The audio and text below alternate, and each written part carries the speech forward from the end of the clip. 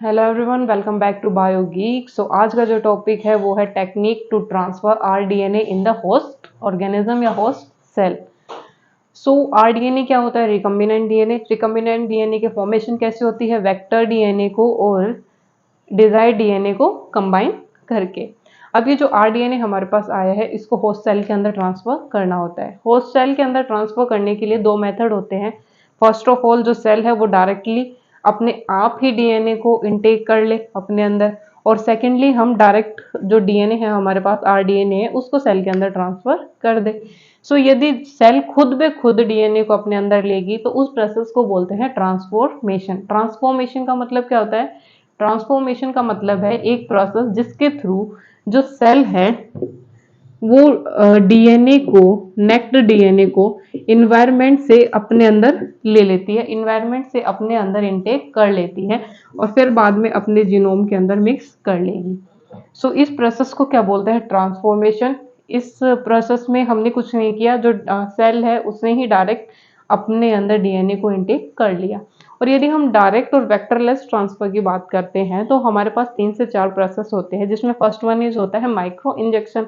Micro injection का मतलब कि इंजेक्शन की हेल्प से हम डायरेक्टली जो डीएनए है हमारे पास उसको सेल के अंदर डाल दे, उसको सेल के अंदर अ, डाल दे इंजेक्शन की हेल्प से। इलेक्ट्रोपोरेशन, टेम्परेरी पोर क्रिएट कर दे सेल के अंदर ताकि वो डीएनए को अपने अंदर ले ले। Chemical mediated gene transfer, chemicals का यूज करे सेल के साथ ताकि डीएनए को सेल के अंदर ट्रांसफर कर सके।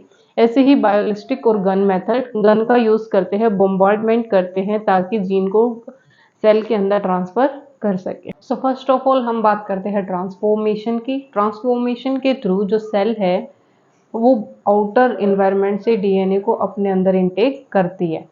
सो हमें ये पता है कि जो सेल मेम्ब्रेन होती है वो हाइड्रोफिलिक होती है, हाइड्रोफोबिक सॉरी, और जो डीएनए होते हैं वो हाइड्रोफिलिक होते हैं। हाइड्रोफोबिक का मतलब होता है जो वाटर हीटिंग होते हैं, और हाइड्रोफिलिक का मतलब होता है जो वाटर लविंग होते हैं। सेल मेम्ब्रेन होती है वो किससे बनी होती है? फैट से बनी होती है। लेकिन जो डीएनए होते हैं वो नॉर्मली हाइड्रोफिलिक इन नेचर होते हैं, वाटर में डिजोल्व नेचर होते हैं और पास कर सकते हैं। सो यदि ये हाइड्रोफिलिक है, ये हाइड्रोफोबिक है, तो जो डीएनए है वो आराम से इस सेल मेम्ब्रेन को क्रॉस नहीं कर पाता। तो फर्स्ट ऑफ ऑल हमें इस सेल को इस लायक बनाना होता है ताकि वो डीएनए को अपने अंदर इनटेक कर सके। इसके लिए एक प्रोसेस होता है। वो प्रोसेस क्या होता है? सेल को पहले ट्रीट किया जाता है डाईवैलेंट कैटायन के साथ। डाईवैलेंट कैटायन कौन सा हो सकता है? कैल्शियम 2 पॉजिटिव हो सकता है। इसके बाद जो सेल है प्लस आरडीएनए को हीट आई शॉक दिया जाता है, ठंड में रखा जाता है। फिर इसको हीट शॉक दिया जाता है। हीट शॉक कितने डिग्री सेल्सियस टेम्परेचर का होता है? 42 डिग्री सेल्सियस का होता है। अगेन इसको आई सोक दिया जाता है, और फिर ये जो सेल होती है वो डीएनए को अपने अंदर टेक करने के कैपेबल हो जाती है। तो इस प्रोसेस से सेल को गुजारा जाता है ताकि वो डीएनए को अपने अंदर टेक कर सके, अपने अंदर जो जाने की परमिशन है वो दे सके। अब हमें ये देखना है कि ये होस्ट कौन कौन हो सकते हैं। ये होस्ट प्लांट सेल भी हो सकते हैं, ये होस्ट एनिमल भी हो सकते हैं, ठीक है, ये होस्ट अदर भी कोई सेल भी हो सकती है। अब यदि हमें यूकैरियोटिक प्रोडक्ट की फॉर्मेशन करनी है तो हम मोस्ट प्रोबेबली यीस्ट को यूज करते हैं। यीस्ट को क्यों यूज करते हैं? क्योंकि ये यूकैरियोटिक होते हैं, इसलिए यूकैरियोटिक प्रोडक्ट को इजीली फॉर्म कर सकती है। सेकेंडली जो यीस्ट होते हैं वो सिंगल सेल होते हैं। सिंगल सेल होने की वजह से इनका जो स्ट्रक्चर है, इंटरनल स्ट्रक्चर है, वो काफ़ी सिंपल होती है, और इसके अंदर जो प्रोसेस है वो भी काफ़ी सिंपल हो सकता है। ईस्ट का जो प्रोडक्शन है वो भी इजीली कर सकते हैं, ईस्ट को कल्चर भी इजीली कर सकते हैं। और एक खासियत ये है कि ईस्ट को स्मॉल स्केल पर भी कल्चर किया जा सकता है, और ईस्ट को लार्ज बायोरिएक्टर में भी कल्चर इजीली किया जा सकता है। सेकंड है डायरेक्ट और वेक्टरलेस ट्रांसफर। डायरेक्ट और वेक्टरलेस में 4 प्रोसेस है, जिसका फर्स्ट है माइक्रो इंजेक्शन।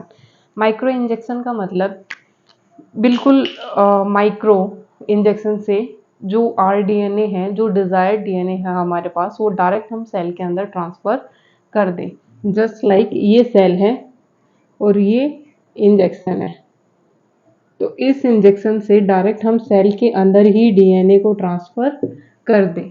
इस तरीके का जो प्रोसेस है वो मोस्टली ओवम के साथ फॉलो होता है, जिसमें हम स्पर्म को डायरेक्ट जो ओवम है उसके अंदर ट्रांसफर कर देते हैं, ताकि जो फर्टिलाइजेशन का प्रोसेस होता है वो इजीली हो सके। सेकंड है इलेक्ट्रोपोरेशन। पोर इस प्रोसेस में जो टेम्परेरी पोर क्रिएट किए जाते हैं सेल के अंदर, ताकि वो आरडीएनए को इनटेक कर ले। और ये जो पोर क्रिएट किए जाते हैं इसके लिए लाइसोजाइम की हेल्प ली जाती है या फिर CaCl की हेल्प ली जाती है। या तो लाइसोजाइम एंजाइम यूज किया जाता है या फिर CaCl। लाइसोजाइम एंजाइम वही होता है जो बैक्टीरिया की जो सेल वॉल है उसको डिसॉल्व करता है। टेम्परेरी क्रिएट करने होते हैं हमें इसमें पोर। इस तरीके से होता है, यहाँ पर पोर क्रिएट कर दिए जिससे जो आरडीएनए है वो सेल के अंदर ट्रांसफर हो सके।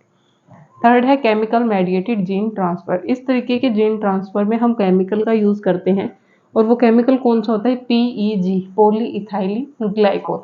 इसके साथ सेल को ट्रीट किया जाता है जिससे जो डीएनए है उसे इजीली सेल के अंदर ट्रांसफर किया जा सके। बायोलिस्टिक और गन मेथड। बायोलिस्टिक और गन मेथड में सेल के ऊपर बॉम्बार्डमेंट की जाती है। इस बॉम्बार्डमेंट में जो गोल्ड और टंगस्टन होते हैं उनके ऊपर डीएनए की कोटिंग की जाती है। अब बॉम्बार्डमेंट से जो डीएनए है वो सेल के अंदर ट्रांसफर हो जाते हैं। बायोलिस्टिक और gun method most probably plant cell के ऊपर अप्लाई किए जाते हैं, और कॉमनली एनिमल सेल के ऊपर भी यूज किए जाते हैं। So these are the method for transfer rDNA in the host cell.